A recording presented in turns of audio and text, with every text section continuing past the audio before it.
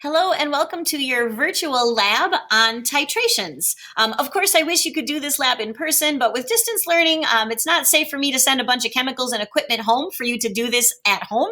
So instead, we're going to use this computer website to collect our data, and then you will be able to calculate the unknown molarity of the base from our data. So for this lab, you'll need to be watching this video, which you already are. You'll also need this lab handout, the Titration Lab, which is on Schoology.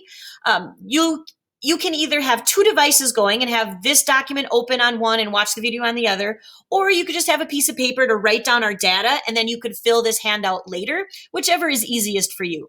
But at some point, you need to open this assignment so that you can submit it. Our essential question is, what is the molarity of the base lab sample? And then for the pre-lab, I want you to think about the demo that I did during the Zoom meeting of titrations. What were the things that I kept doing over and over again or made a really big deal about to get to that perfect endpoint, that perfect titration? And if you just can't remember, go ahead and just watch the pre-lab video again and you get it from the procedure notes, the key things to a good titration, the key points of a good titration. Because even though we're not doing the lab in physical form, I still want you to think about what makes a good titration. All right, now technically you do have an option to do this lab on your own. I have this website linked on Schoology, but the problem is that it doesn't work on our school iPads. Now, if you have a desktop computer or a laptop, and your computer allows for Adobe Flash, you could use that link and you could do the lab on your own and you could get your own data if you want to, or you could just play with it later. It's kind of like a chemistry video game. So if you want to for fun, that is an option. But assuming that you're watching this video because you need to do the data with me, let's go ahead and get started. Okay, so we're going to collect the data by doing this experiment, and then after the video, you are going to determine the molarity of base for each of your 3 trials, and then your final answer is you're going to calculate the average of those 3 trials to report your final answer. Don't forget to show all of your work. No naked numbers, and don't forget about sig figs for your final answers. All right, let's get back to the data table here, and let's take a look at our setup.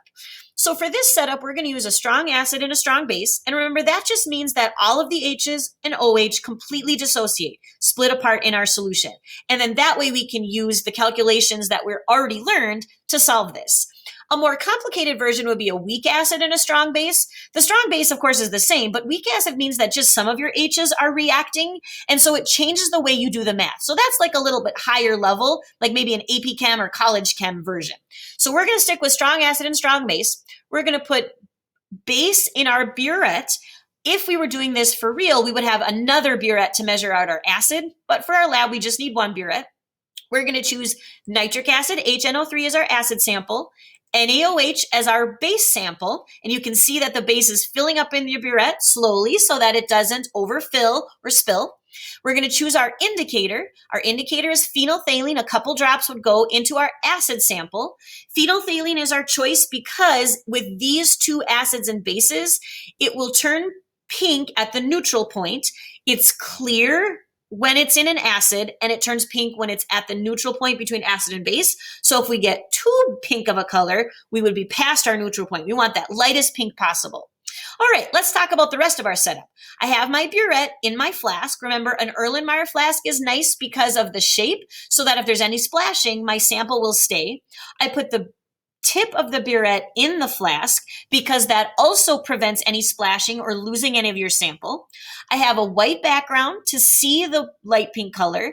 And then instead of us physically swirling the Erlenmeyer flask, you can see that in the simulation, there's a magnetic stirrer that will just keep swirling for us. At this point, we're ready to start titrating. For this titration, we're going to assume that the initial volumes of both the acid and the base are 0.00, just because we don't have a way to measure that. And so we'll be able to measure the total volume of acid and then total volume of base, which are given. All right, so if we were doing this lab for real, we would be opening the stopper. That would let some of the base out. In this case, we're going to use this little slider to put in some of my base. So you can see it dispense there. I'm adding a little bit at a time and letting it kind of mix in before I add more, because since this is my first trial, I don't know how much it's going to take. So I keep adding a little bit. Oh, there I started to see like that flash of pink, telling me that I'm close. All right, I'm just going to try to add a little bit more. So it looks like I'm still not at my endpoint, but I am seeing some pinks stay. So I'm going to start being a little bit more careful. Notice I'm adding just a drop at a time. In the real lab, this would be like when you barely open the stopper and you even use water to rinse the tip of that burette. That looks like about a good light ink endpoint. So I just added little drops at a time. And the reason I think this is still light pink is because I can still see that white stirrer through the light pink solution. So this is a pretty good first trial. So now we're ready to record our data. So in your data table, let's record the molarity of the acid, which is 0.204. So 0.204 goes in your molarity of acid. The volume of the acid was already filled in, 25.00. We need to fill in the volume of base, which comes from this part. This is the estimation. This is the specific, 20.28. All right, so then now you have the pieces that you need to solve for the molarity of the base. We have the volume of acid, volume of base, molarity of acid. We can solve for the molarity of the base. But of course, we want to be consistent with our data, so we do another trial. So this would get poured out into our waste beaker, and then we would reset, and we'll do another one. So strong acid and strong base, put base in our burette. We're still using nitric acid and sodium hydroxide. We're still using phenolphthalein, a couple drops into our sample, and then we're ready to start titrating. All right, so then I add a little bit at a time and I let it mix in before I add more, and that just keeps happening. I keep doing that for a little bit. All right, keep adding a little bit more. I'm looking for that pink to stay. Okay, so that pink stayed a little bit. Let me be really careful with my pusher. Just want to add a little bit. Maybe let me go one more. Okay, I'm going to start adding by drops now, just so that I try to get really close to that endpoint. All right, so I add drops. You'll see that the molarity is different, so I know it's not going to take the same amount of base as it did before. Adding the drops at a time helps me be specific with my data and make sure I don't miss my endpoint. And I want to wait a little bit after I add the drops so that it has fully time to mix in and swirl, so that I know if I'm at my light pink endpoint that's staying there or not. Keep adding a little bit more.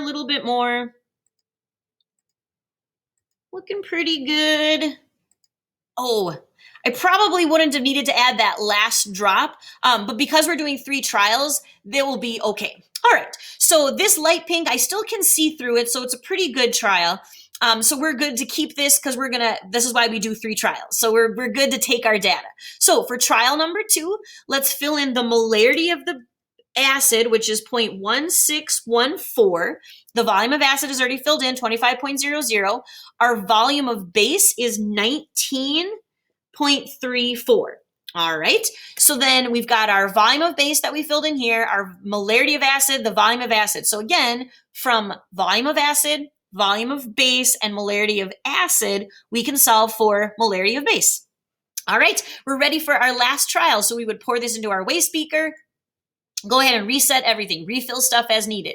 Strong acid and strong base. We need base in our burette, HNO3, NaOH, add a couple drops of phenolphthalein to our sample, let the base fill up, and then we are ready to start titrating. So I add a little bit, let it add in, see if I'm at if my pink is staying at all. It doesn't look like it, so I just keep adding some more. Again, we see that the molarity is different, so that tells us we got to be careful. We don't want to just add the same amount as last time because they're all a little bit different. Let me try to just push that slightly. Okay, I'm going to start adding drop by drop now. So I start to see that pink is staying a little bit as I swirl. And maybe now you notice that every drop is 0.02. And that doesn't sound like a lot, but think about how tiny the atoms and molecules of OH are, that one drop really has billions of those atoms and molecules in it. So even though it doesn't seem like a lot, 0.02, you're adding lots of OHs. And so the difference between one drop can be the difference between that light pink and dark pink. So we're trying to be real careful here. Our third trial, hoping we get a third one that's really good. All right, looking good so far. We're not there yet. So keep adding. Just being careful, giving it time to swirl. Again, if it was a real titration, this is where we would barely open the stopper. We'd let little drops just hang off the end and then rinse them in. Remember, the rinse water doesn't affect the moles of acid or the moles of base, which is why you're allowed to use that rinse water. All right, still looking good. We're not quite there yet, but just being careful. This is the exciting part of the titration. We're almost there. We don't want to miss it. Be patient. It's exciting. All right, add a little bit more, and it looks like that's going to be about as light as I can get. All right, so another good trial, and so we're ready to take our data. Okay, so we'll fill in our molarity of acid, which is 0.1326. So 0.1326, fill that in there. 25 milliliters has already been filled in you. That's the volume of acid, but then we need to fill in the volume of our base. So 18.4, so that goes into this spot, 18.4. And then now you've got enough data to finish the calculation. So again, you need to determine the molarity of base for each trial. So you'll have 3 sets of calculations, 3 answers for molarity of base, but then you average that to get your final answer. And again, don't forget to show all of your work, label your numbers. Sig figs for just your final answer is fine. Okay, and then just to finish this off, just to show you how important it is to go slow at the end, let's say I had just gone really quick or I'd used my pusher and tried to just be really careful. If I just add a little bit more, look at how much darker that is. So I added 0.5, half a milliliter, and look how dark that is.